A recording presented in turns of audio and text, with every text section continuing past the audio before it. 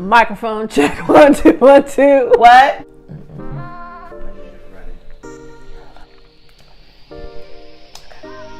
Okay.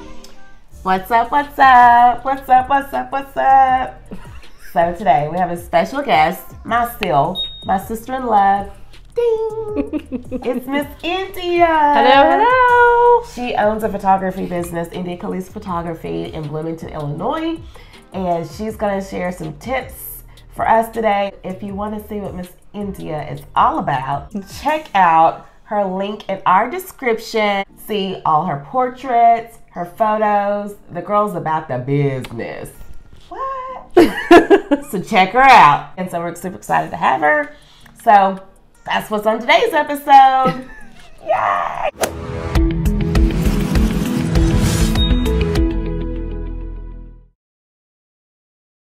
So, my sister-in-law, we're gonna do like a little mini interview, and it's gonna be fun. So I may ask her a couple questions about what she thought about me when she first met me. I hope so. We'll get the truth today. Now that she's on camera, she has to be fully honest. And so it will be fun and very interesting. But we'll start with Indea. Tell us a little bit about yourself, how you got into photography, and what makes you love doing what you do. Sure. So growing up, I've always knew I was going to do something creative. I'm a pretty creative person. She is. I can sit behind a desk, but I get antsy, so I knew I neaded to do something more. So in high school, actually, I took, you know how they have a little side class. Yeah, So I did a photography class. Okay. Realized I love it. We did film, so I got to go in the dark room, and I thought that was amazing. So I'm like, okay, I need to do this for my life. So I didn't right away. Right. Because, you know, you got to pay the bills. Right. Starting off is hard. Uh-huh. So I decided, start off small, you know, shoot some friends, family, and just see how I go from there. Got good feedback, loved even more, invested more in myself, got more encouragement, and now here I am now. So I did do classes in college also. Okay. Did a lot of self-teaching also, because I feel like that's kind of a gift that you can get. Anyone can learn anything, but you have to have that true gift. That's true. So I realized that this is definitely for me. You gotta like operate within your calling. Exactly. Because if it's not for you, you're gonna know quickly if it's not what you're designed to do. Yep. Yeah. I still have a full-time job where I'm... She's a hustler, baby. I am. I just want you to know. But also, photography is... I also have 2 kids, so I started off with them. They always know whenever a camera comes out. Oh, here mom goes. Here mom. Yeah. Yeah. But that's where my joy came through, just photography, like doing photographs of my children. Then realizing, hey, I have a gift for this. And then more clients came in and more opportunities of doing all sorts of photography. And I love it. Love it. So we're building that portfolio. I'm going to throw your brain off. Okay. Ready. Exercise the brain. Here goes a random question. So, what'd you think about me when you first met me and your brother was like, I proposed to this chick after what, 4 months?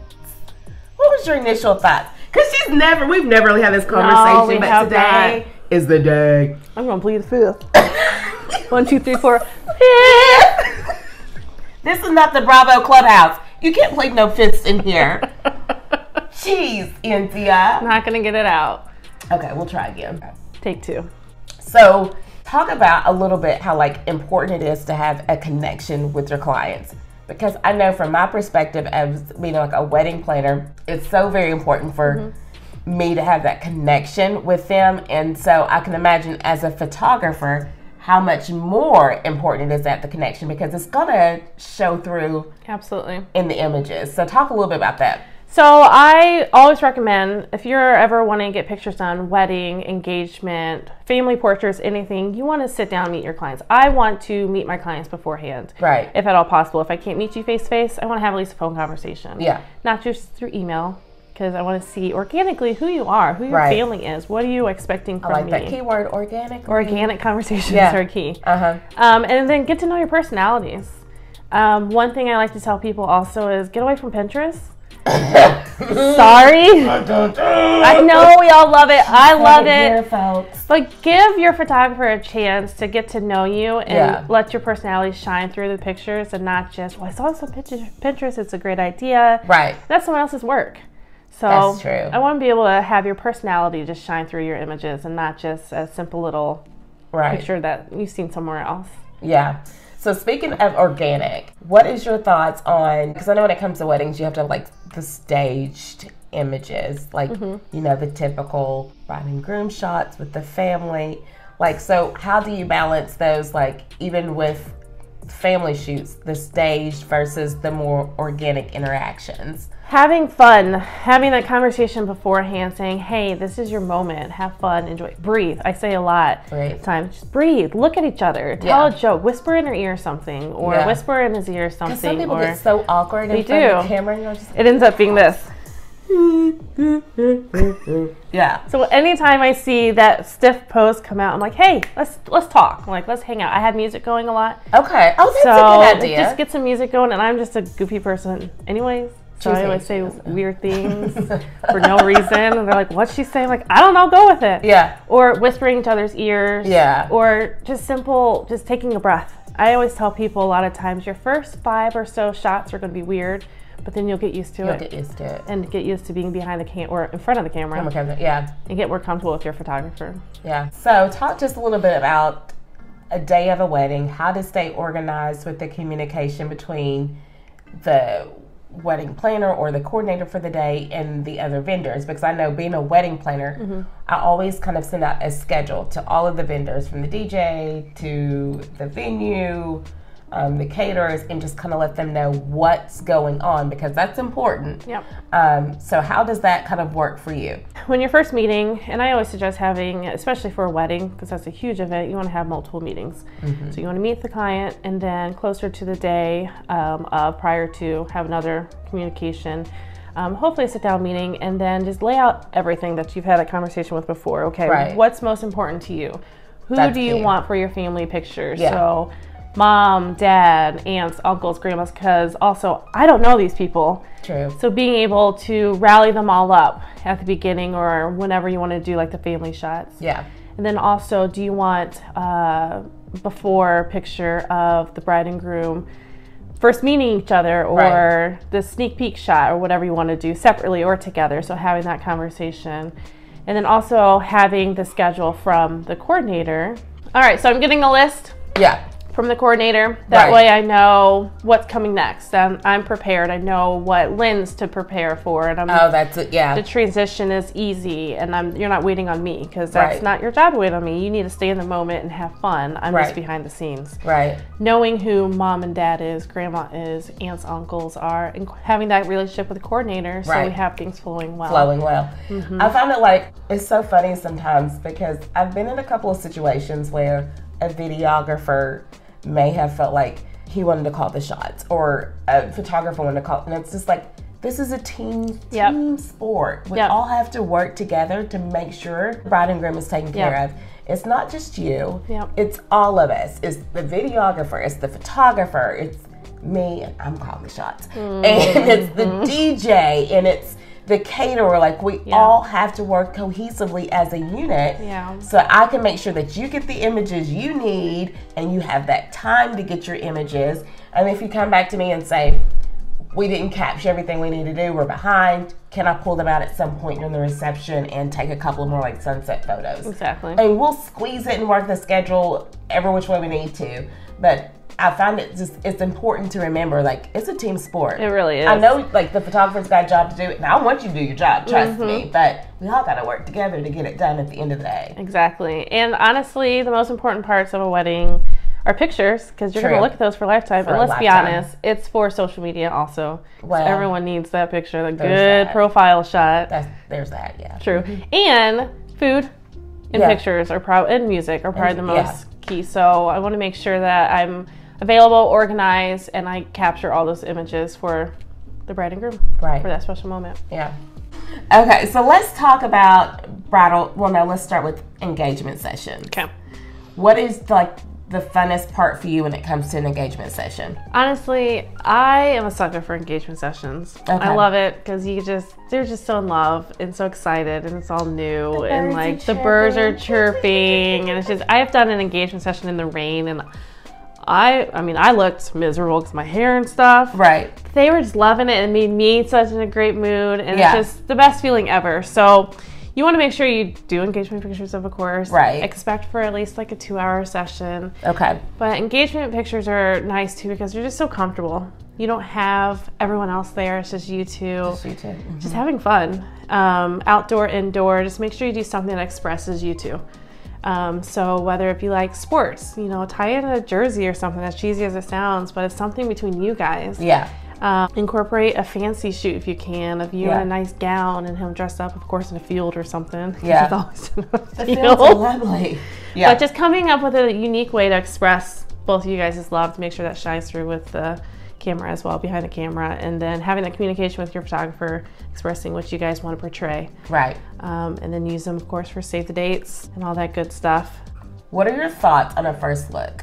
Okay, for me personally, I love first looks because before all the hustle and bustle starts, it gives you guys a moment to really just look at each other and just take it all, soak it all in, and really get pumped up for the day. Yeah. And I love, as a photographer, that's just such a sweet moment. It is. And just, it's another organic moment where no one else there except for you two, and you're turning around, and there it is. There it is. I'm a pro for, or I always encourage the first look.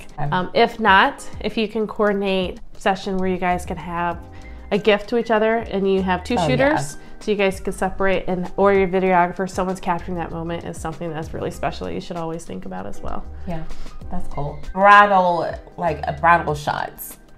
I like bridal shots too because it's another chance for you comfortably just to show off your dress. I wish I would have done bridal photos. I didn't do it, but I wish I would have. Yeah, I wish I would have done it. Because you don't think about it. Yeah. You just spent so much money on that dress. Let's do a photo shoot. Just you in the dress.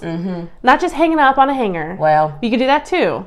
But you in it, enjoying the dress and having fun. Yeah. And then that's something later on you could pass down to your, if you have a daughter or children down the line, or something you could show your husband and be like, hey, this is me in my dress, you know, before the whole, and you can do one in the tux too. Yeah. You know, that's a cool That'd be really dapper, really cool. Well, your brother doesn't know that. He's already got a big head. You don't need to inflate that thing anymore. So he thinks he's cute, y'all. So yeah, I wish I would have done like a bridal shoot. So there's engagement, bridal, wedding, and then there's the boudoir photos. Yes. So I did boudoir photos. Loved it. I think I should. You did show. I was going to say you were going to say. I thought it was very tasteful and cute. Kind of awkward for me to look at them wearing my brother's baseball jersey and like his hat. I'm snorting. Excuse me. So I did the photos. I'm gonna tell you a little just insider trading information. Like, I was so excited when I got the proofs back. I sent them to my sister-in-law and my mother-in-law. I was like, tell me what you want. I mean, she's out there. It was. She's telling the truth. It was tastefully done. Tastefully done. So, yeah, I was so excited. You know, I was like, they were beautiful. You know, I was like, who shows their mother-in-law? You know, and that's when I knew. Just kidding. I knew you're so crazy. No, but I think boudoir picture is something. I've done a few of those sessions where it's just nice, especially too. It's something you can look back on and be like, "Ooh, I look." It's more for us. Let's be honest. It's more for us. It's for us. We need that self-esteem. Right. Hey, girl, work it. Yeah. And also just to be comfortable during that and find the right photographer that can make it fun. Bring girlfriends along. Bring, you know, some juice along and some snacks along. Whatever you gotta do. Whatever you gotta do to feel comfortable. Yeah. I had the opportunity of like styling a boudoir session last year, and one of my clients was like, I'm gonna do this. I'm super nervous, like, oh, we got this. I was like, I'll help you style it. And she rocked that shoot. And I told the photographer, I was like, we need to create a package together. I style, you shoot. This could be a thing. It's fun. Yeah, it's a lot of fun. It's super fun. It's a lot of fun. I did one in a field at a barn. We found this random barn. Oh, wow. And I was like, listen, we're going to do this real fast just in case we get caught. We didn't get caught. It was really nice. Yeah. We did one by a lake, and there were some like fishermen in the background, like people on boats, and they're stopping, just kind of move along, sir. Yeah. It doesn't concern you, but it's, I mean, you can do it inside and out. Just make sure you are covered. Right. And that's where your photographer should know how to tie that in nicely, but they're beautiful. And your shots. photographer is going to think about those angles. Yep. And your body alignment, lighting, and everything to make sure like that is what it needs to be. Yeah. Yep. Okay, so let's talk about unplugged ceremonies. Yes. Because I can't tell you how many times I know it's frustrating as a planner. Yep. To see people just, you know, the bride and groom is walking out, just, and people are just everywhere. Like, people don't know how to just chill out and enjoy the moment. People don't think. So, tell me about that pet peeve. And there's nothing worse than going through my pictures when I'm editing them, just scanning through and seeing in the middle of a perfect shot, just camera. Yeah. And it's frustrating because you're trying to capture this moment. You're already trying to get the right angle and everything, and you just want to shot. Everyone just put your phones away. Right. So when I hear that they want to have an unplugged wedding, I highly suggest it. Not just for me, but for your videographer, your coordinator, for everyone. And also so people aren't taking that first moment and then they're posting it right away before you even get a chance. There's that, because that happens. That's your moment. Right. Yep. So I encourage, get decorative with it, and that's where your coordinator comes in. A basket, you know, place your phones here or whatever you want your sign to say. That way you give your photographer, videographer, all your vendors a chance to fully do their job and capture those sweet moments for you. Yeah. Will people abide by it? Hopefully. I don't know what the secret is to get everyone to abide by it. I don't know what the secret is either. There's always one. There is always that one. Like, I even sometimes like encourage the officiant or the minister when they're doing their welcome and make an announcement and saying, this is unplugged, the bride and groom really want you present. Yeah. And I've encouraged it there in conjunction with the sign, but you still have that one person. There's always one. Who's like basically laid out in the aisle taking pictures, and it's like, come on. Or in the middle of the ceremony, you hear the shutter. Like, no one wants to hear that. If you are guilty of that, you stop it right now. You stop it. They've hired a photographer for a reason. For a reason. They pay good money. You are out of order, and you stop it today. Oh, geez. So we're going to wrap it. Thank you for joining us. Absolutely. Y'all. Absolutely. This is my sis. If she lived closer. I know. I'm trying. Chase. Hunty. We need to move. We need to move. They need to move. We need to move. So if you want them to move, go to her Facebook page at Indea Calise Photography and say, move today in the comments. No, thank you for watching. We hope you learned a little bit of something, get a little bit of a photographer's perspective. So as always, if you like what you heard, drop it like it's hot, subscribe, comment. We'll give you all the deets. Thanks. Bye. Bye.